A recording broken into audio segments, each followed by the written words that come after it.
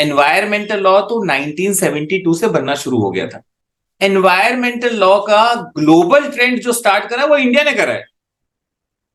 सो जब स्टॉकहोम्स कन्वेंशन हो रही थी यूरोप में, and all the heads of the state, जो फर्स्ट एनवायरमेंटल कॉन्फ्रेंस था उसमें सारे हेड्स ऑफ द स्टेट को बुलाया गया था, लेकिन कोई भी नहीं गया। और सिर्फ एक पर्सन गया हेड ऑफ द स्टेट, वो है इंडिया का prime minister Indira Gandhi went to Stockholms to give a speech. And obviously उनके जो प्राइम मिनिस्टर थे वो अवेलेबल थे, और प्राइम मिनिस्टर इंदिरा गांधी, बाकी सारी कंट्रीज ने स्टॉकहोम कन्वेंशन 1972 में अपने अपने एक रिप्रेजेंटेटिव, एम्बेसडर्स और किसी रिप्रेजेंटेटिव को, लोअर लेवल रिप्रेजेंटेटिव को भेजा। जो speech prime minister Indira Gandhi ने दी थी, that is a landmark speech which started the revolution, environmental law का रेवोल्यूशन। इनफैक्ट एनवायरमेंटल लॉ का स्टार्ट ही वहां से हुआ था। कॉन्स्टिट्यूशन में भी एनवायरमेंटल लॉ मेंशन नहीं था। कॉन्स्टिट्यूशन में सिर्फ एक प्रोविजन था, फॉरेस्ट। वो फॉरेस्ट भी स्टेट सब्जेक्ट था, और फॉरेस्ट इसलिए लिखा था टिम्बर लेने के लिए, कि भाई टिम्बर के राइट्स किसके पास है, उसके लिए फॉरेस्ट लिखा हुआ था।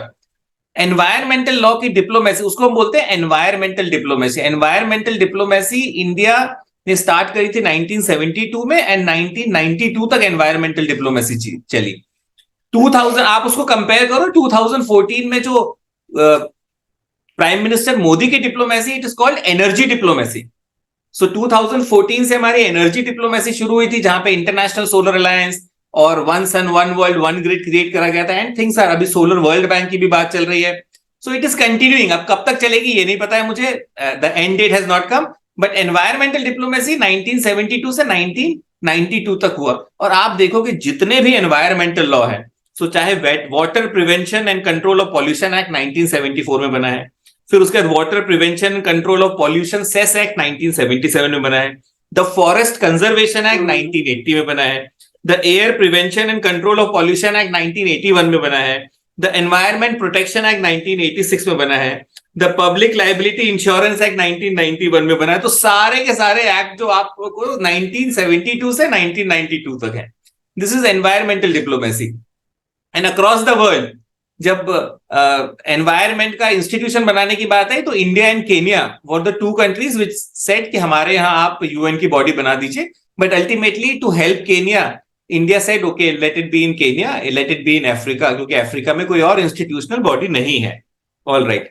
अब ये सारे एनवायरमेंटल लॉ के लिए सुप्रीम कोर्ट का भी, और जो हमारे इंटेलेक्चुअल्स हैं उनका मानना था कि एक स्पेशलाइज्ड ट्रिब्यूनल होना चाहिए। They used to go to high courts and supreme court, and एक environment का कोई जो expert है, he should be member. So in 2010 a new act was made which was called the National Green Tribunal Act 1910.